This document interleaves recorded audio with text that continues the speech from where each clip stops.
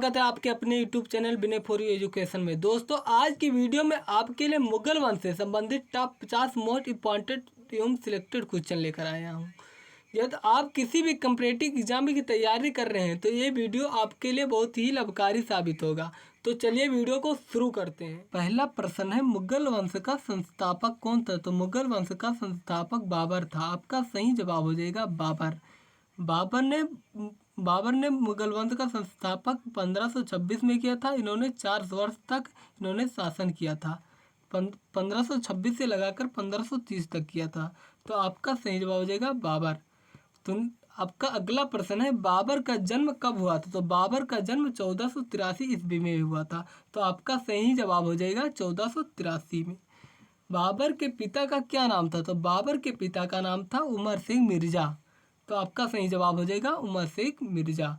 तो आपका अगला प्रश्न है, बाबर फरगाना की गद्दी पर कब बैठा था? तो बाबर ने फरगाना की गद्दी पर 1494 ईस्वी में बैठा था।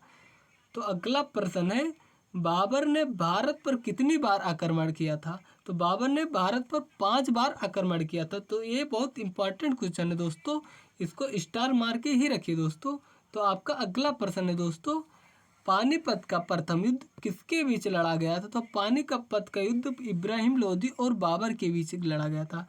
तो आपका सही जवाब हो जाएगा इब्राहिम लोदी और बाबर। और इसमें बाबर की जीत हुई थी और इब्राहिम लोदी की हार हो गई थी।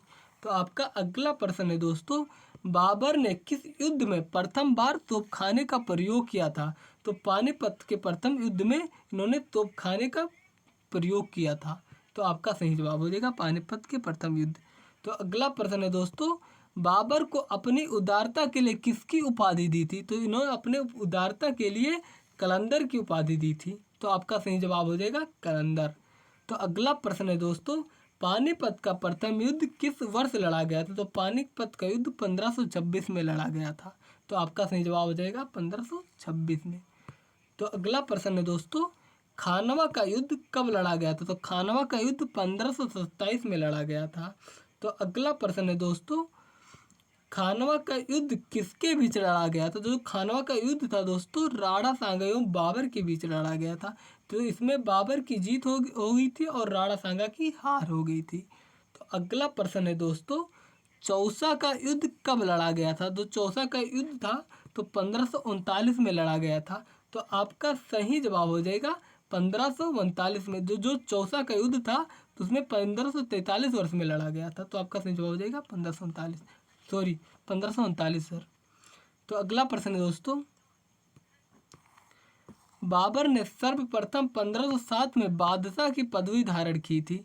तो इन्होंने काबुल में इन्होंने धारण की थी सर्वप्रथम। तो ये यूपी पीसीएस में पूछा गया सन 2015 में दोस्तों। ये बहुत इंपॉर्टेंट क्वेश्चन है दोस्तों, इसको स्टार मार के ही रखिए दोस्तों। तो आपका अगला प्रश्न है दोस्तों, चौसा का युद्ध किसके बीच लड़ा गया था दोस्तों? तो चौसा का युद्ध शेरखां एवं हुमायूं के बीच लड़ा गया। तो इसमें शेरखां की जीत हुई थी और हुमायूं की हार हुई थी।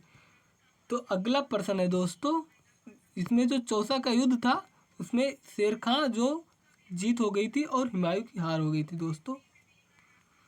तो आपका अगला प्रश्न है दोस्तों, हुमायूं नामा की रचना किसने की थी? तो हुमायूं नामा की रचना गुलबदन बेगम ने की थी। तो आपका सही जवाब हो जाएगा गुलबदन बेगम।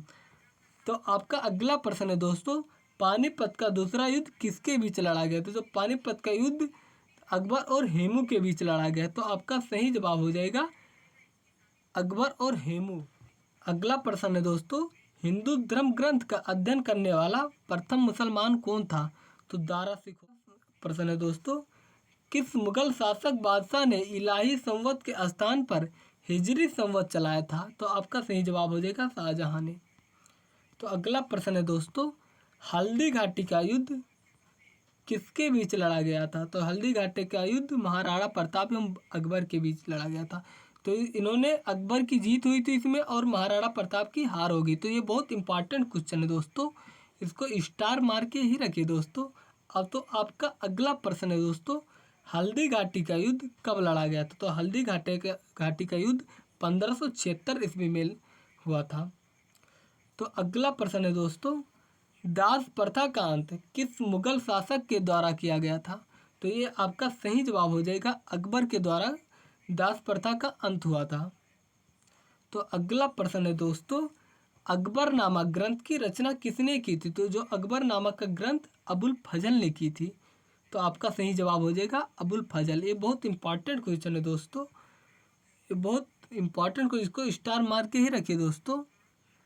तो अगला प्रश्न है आपका, बीरबल के बचपन का क्या नाम था? तो दो बीरबल के बचपन का नाम था महेश दास। ये बहुत इंपॉर्टेंट क्वेश्चन है दोस्तों, इसको स्टार मार के ही रखिए दोस्तों। चार बाग बनाने की परंपरा किस मुगल शासक के द्वारा की गई थी? तो ये आपका मुगल जो चार बाग बनवाने की परंपरा अकबर के द्वारा की गई थी, उसके मुगल शासक के द्वारा की गई थी। तो आपका सही जवाब हो जाएगा अकबर।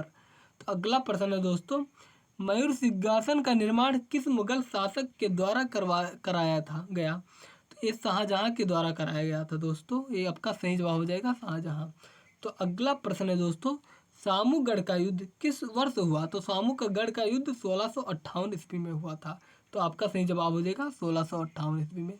तो आपका अगला प्रश्न है दोस्तों, औरंगजेब के गुरु का क्या नाम था? तो औरंगजेब का गुरु का नाम मीर बहादुर हकीम था। तो आपका सही जवाब हो जाएगा मीर बहादुर हकीम बहादुर। तो अगला प्रश्न है दोस्तों, सामूगढ़ का युद्ध किसके बीच लड़ा गया था? तो सामूगढ़ का युद्ध दारा सिकोह एवं औरंगजेब के द्वारा लड़ा गया था। तो अगला प्रश्न है दोस्तों, सिखों के नवे गुरु तेग बहादुर की हत्या किस मुगल शासक के द्वारा करवा दी थी? तो आपका सही जवाब हो जाएगा औरंगजेब। तो अगला प्रश्न है दोस्तों, फतेहपुर सीकरी को द्वारा मुगल साम्राज्य की राजधानी के रूप में स्थापित किया गया था। तो आपका सही जवाब हो जाएगा अकबर के द्वारा किया गया था। तो अगला प्रश्न है दोस्तों, शेरशाह सूरी द्वारा जारी किए गए चांदी के सिक्के का क्या क्या कहा जाता था? तो रुपये कहा जाता था दोस्तों। आपका सही जवाब हो जाएगा रुपया। तो अगला प्रश्न है दोस्तों, किस मुगल सम्राट को जिंदा पीर कहा जाता था? तो आपका सही जवाब हो जाएगा औरंगजेब के, इसको जिंदा का पीर कहा जाता था। तो आपका अगला प्रश्न है दोस्तों, आगरा में मोती मस्जिद का किस मुगल शासक से संबंध है? तो आपका सही जवाब हो जाएगा शाहजहां। तो अगला प्रश्न है दोस्तों, किसने शासन काल को वास्तुकला का स्वर्ण युग कहा जाता है? तो शाहजहां हो जाएगा आपका सही जवाब। तो अगला प्रश्न है दोस्तों, मुगल काल में सबसे प्रचलित सोने का सिक्का क्या था? तो आपका सही जवाब हो जाएगा मोहर। तो अगला प्रश्न है दोस्तों, किस मुगल बादशाह का 2 बार राज्याभिषेक हुआ? तो आपका सही जवाब हो जाएगा औरंगजेब। इन्होंने मुगल बादशाह का 2 बार राज्याभिषेक हुआ था दोस्तों। दिल्ली में हुमायूं का मकबरा किसने बनवाया? तो हाजी बेगम ने बनवाया था। तो आपका सही जवाब हो जाएगा हाजी बेगम। तो अगला प्रश्न है दोस्तों, किस मुगल शासक के युग को चित्रकला का स्वर्ण काल कहा जाता है? तो आपका सही जवाब हो जाएगा जहांगीर। तो अगला प्रश्न है दोस्तों, हुमायूं ने चुमार दुर्गा पर किस वर्ष प्रथम बार आक्रमण किया था? तो वर्ष 1535 में किया था हुमायूं ने।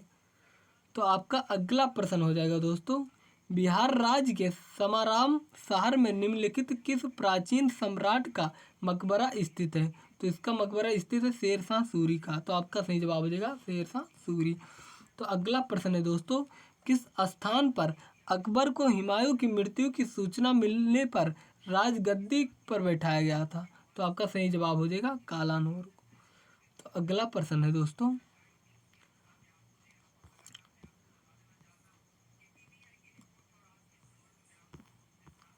निम्नलिखित में से किसे अकबर ने स्वयं मारा था? तो आदम खां को।